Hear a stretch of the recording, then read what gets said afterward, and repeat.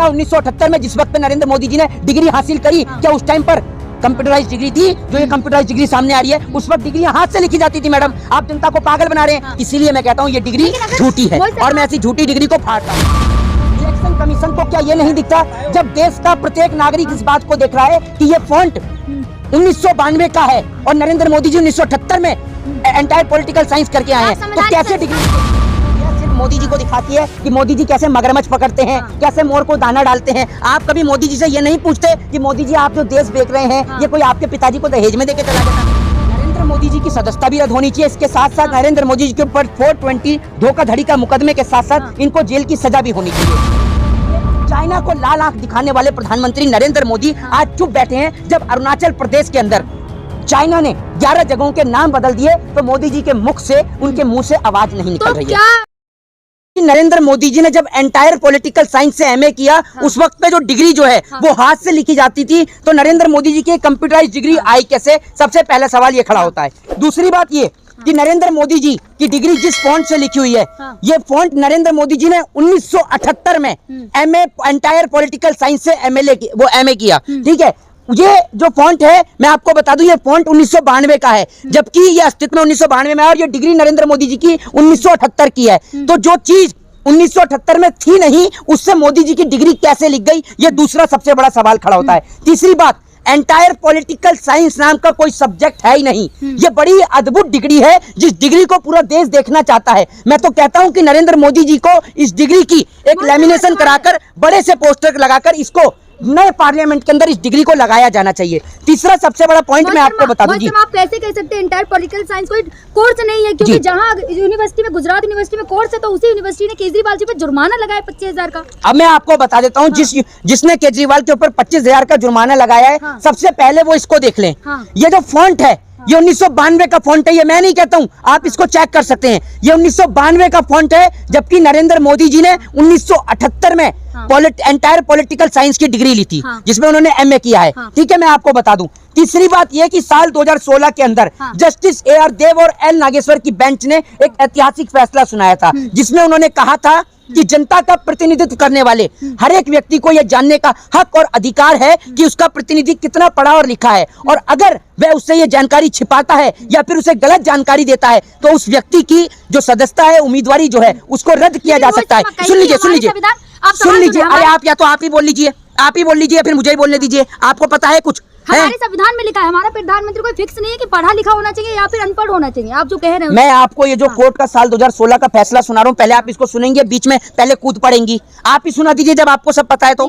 अगर आपको सब कुछ पता होता ना, सुन लीजिए, इस देश की मीडिया सिर्फ मोदी जी को दिखाती है कि मोदी जी कैसे मगरमच्छ पकड़ते हैं, कैसे मोर को दाना डालते हैं। आप कभी मोदी जी से ये नहीं पूछते कि मोदी जी आप जो देश बेच रहे हैं ये कोई आपके पिताजी को दहेज में देके चला गया था? इसको छोड़िए, डिग्री पे आइए। ठीक है, उसके बाद कोर्ट ने एक ऐतिहासिक फैसला दिया, जिस ऐतिहासिक फैसले के बाद इसी क्रम में अदालत ने जो है मणिपुर कांग्रेस के एक MLA जिनका नाम पृथ्वीराज था, उनकी उम्मीदवारी को रद्द किया, यह कहते हुए कि उन्होंने अपनी शिक्षा की गलत जानकारी जनता को दी है, जिस कारण कांग्रेस के एक MLA जो कि मणिपुर से थे, उनकी उम्मीदवारी को रद्द किया गया। तो अब सवाल ये खड़ा होता है कि नरेंद्र मोदी जी की ये डिग्री जो कि फर्जी डिग्री है, जिसका फॉन्ट 1992 का है, डिग्री फर्जी कहने वाले मोहित शर्मा। अरे यार, आप एक बात मुझे बताइए, आप पागल हो चुकी हैं, आपका दिमाग खराब है। इसका फॉन्ट कब का है? इसका फॉन्ट कब का है? ये नरेंद्र मोदी जी ने कब किया? 1978। इस पे इलेक्शन कमीशन पास कर चुकी है इस डिग्री को। इलेक्शन कमीशन सरकार का गुलाम है, मैं बोलता हूँ आपको। इलेक्शन कमीशन को क्या ये नहीं दिखता जब देश का प्रत्येक नागरिक इस बात को देख रहा है कि ये फॉन्ट 1992 का है और नरेंद्र मोदी जी 1978 में एंटायर पॉलिटिकल साइंस करके आए हैं, तो कैसे डिग्री लिख गई? दूसरी बात ये, हाँ बिल्कुल खड़ा कर रहा हूँ, बिल्कुल खड़ा कर रहा हूँ, मेरे को कोई डर नहीं है, मैं खुलेआम मैं एविडेंस के साथ में सवाल खड़ा कर रहा हूँ। और अगर मेरे ऊपर कोई केस भी करेगा तो मैं कोर्ट में चैलेंज करके दिखाऊंगा और पूछूंगा कोर्ट से कि क्या 1978 में जिस वक्त पे नरेंद्र मोदी जी ने डिग्री हासिल करी, क्या उस टाइम पर कंप्यूटराइज डिग्री थी? जो ये कंप्यूटराइज डिग्री सामने आ रही है, उस वक्त डिग्री हाथ से लिखी जाती थी। मैडम, आप जनता को पागल बना रहे हैं। इसीलिए मैं कहता हूँ ये डिग्री झूठी है और मैं ऐसी झूठी डिग्री को फाड़ता हूँ। सबसे पहली बात, आप जिस डिग्री की बात कर रहे हैं, अगर ये डिग्री फर्जी है, अगर साबित हो जाता है तो क्या होगा? क्या मोदी जी की सदस्यता भी जाएगी? नरेंद्र मोदी जी की सदस्यता भी रद्द होनी चाहिए। इसके साथ साथ नरेंद्र मोदी जी के ऊपर 420 धोखाधड़ी का मुकदमे के साथ साथ इनको जेल की सजा भी होनी चाहिए। नरेंद्र मोदी एक ऐसे व्यक्ति हैं कि एक था नटवर लाल, जिसने ताजमहल बेचा, जिसने पार्लियामेंट को भी बेचा। ये है आधुनिक काल के नटवर लाल जो कि देश को बेचने चले हैं। और देश को बेचने नहीं चले हैं, देश की संपत्तियों को बेच भी दिया है। उसके बाद में ये नटवर लाल जी कहते हैं कि पिछली सरकारों ने बनाया क्या है। भैया, जिनको आप बेच रहे हैं वो आपको कोई दहेज में नहीं देकर गया, वो पिछली सरकारें ही बनाकर गई हैं जिनको आप बेच रहे हो। तो आपने सिर्फ, सुन लीजिए, आपने सिर्फ शौचालय बनाया है। अगर उस शौचालय को कोई खरीद रहा हो तो आप बता दीजिए। आपके राज्य में ना तो भारत देश सुरक्षित है, ना भारत देश का जवान सुरक्षित है, ना भारत देश का किसान सुरक्षित है। आप ये सोच लीजिए, चाइना को लाल आंख दिखाने वाले प्रधानमंत्री नरेंद्र मोदी आज चुप बैठे हैं जब अरुणाचल प्रदेश के अंदर चाइना ने 11 जगहों के नाम बदल दिए तो मोदी जी के मुख से, उनके मुंह से आवाज नहीं निकल रही है। क्या जिस तरीके से राहुल गांधी की सत्ता गई है, क्या मोदी जी की भी जाएगी? बिल्कुल जाएगी और जानी भी चाहिए, लेकिन नरेंद्र मोदी जी की सदस्यता इसलिए नहीं जाएगी क्योंकि मैं आपको एक बात बता देता हूँ।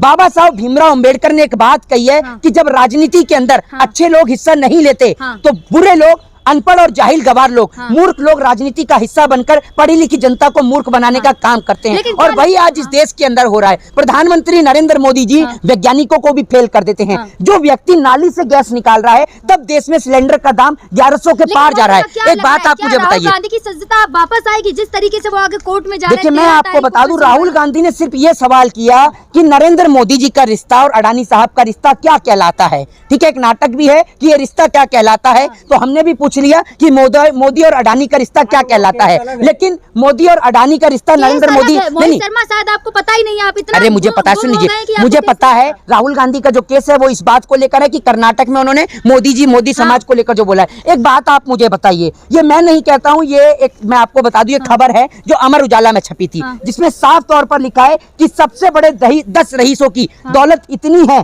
कि 25 साल तक, जी हाँ 25 इयर्स तक देश का प्रत्येक बच्चा फ्री एजुकेशन यानी मुफ्त में शिक्षा ले सकता है। आप सोच लीजिए, इतना पैसा देश के 10 रईसों के पास है। सरकार अगर, मैं आपको बता दूं, सरकार अगर इनकी कर पर यानी इनकी संपत्ति पर अगर टैक्स लगाना शुरू कर दे तो 5.81 करोड़ रुपया इनके एक साल में कमा सकती है, इनकी संपत्ति के ऊपर टैक्स लगा के, जो कि भारत के स्वास्थ्य बजट का, सुन लीजिए, भारत के स्वास्थ्य बजट का 3.25 गुना है। अब आपको मैं बता दूं, सुन लीजिए, एक बात आप मुझे बताइए, जब देश के उद्योगपति देश को इतना लूट कर जा रहे हैं, बैंकों को खंगाल के जा रहे हैं, मैं आपसे पूछता हूं, क्या नीरव मोदी चोर नहीं है?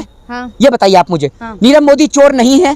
ललित मोदी चोर नहीं है? ये सब के सब चोर हैं जो बैंकों को भी बोला है कि अब केस करेंगे राहुल गांधी के ऊपर, उनके पास अगर मैं आपसे बोलता हूँ, अगर नीरव मोदी और ललित मोदी में दम है तो केस करना तो दूर की बात, एक बार आकर दिखाएं भारत देश के अंदर। अगर मोहित शर्मा ने लंदन में केस करेंगे और देश की सरकार ये उनको हाथ तो लगाकर दिखाए, या लंदन के किसी ऑफिसर में हिम्मत हो तो राहुल गांधी पे हाथ लगा दिखाए, फिर दिखाएंगे मोहित शर्मा में ताकत कितनी है। एक बात आप मुझे बताइए, सुनिए, है बिल्कुल करेंगे, बिल्कुल करेंगे। एक बात आप मुझे बताइए, जब लंदन की, जब इंडिया की सरकार उस भगोड़े नीरव मोदी को यहाँ से लेकर नहीं आ पा रही लंदन से, तो एक बात बताइए, भारत देश की सरकार राहुल गांधी को वहाँ भेज देगी? आपको लगता है? अरे करे तो नीरव मोदी, सुन लीजिए, चोर चोर मौसेरे भाई, सुन लीजिए, चोर चोर मौसेरे भाई, घर में नहीं खाने को चलिए अम्मा भुनाने को। जिनके घर शीशों के हुआ करते हैं ना मैडम, वो दूसरों के घर में पत्थर नहीं मारा करते। नीरव मोदी खुद चोर है, नीरव मोदी चोर है, और ये चोर था, चोर है और चोर रहेगा जब तक देश का पैसा नहीं चुकाएगा। जी, किसी अदालत ने चोर से मेरे को सजा नहीं मिली है। हाँ, बैंक का जो पैसा तुम लेकर गए हो,